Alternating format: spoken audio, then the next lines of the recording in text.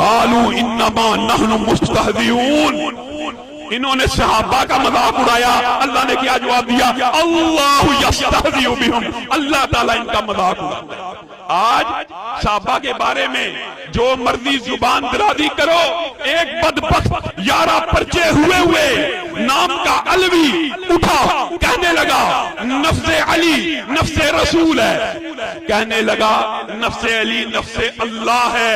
मेरे भाइयों, ये कैसी कैसी गुस्ताहियां करते हैं, आपने कभी सोचा नहीं। और सामने बैठने वाले वाह वाह कर रहे होते हैं, और हम अगर कहते हैं इनकी जुबानों को लगाम दो, ये फिरकावरियत है। और फिरकावरियत तुम्हें नजर नहीं आती। वो बकवास करते हुए क्या कहता है? अम्मी आयशा को रसूलुल्लाह ने तो अपनी जिंदगी में वाकई तलाक नहीं थी दी, लेकिन चूंकि नफ्से रसूल है, अली नफ्से रसूल है, बहन ही बिजाती ही, वैसे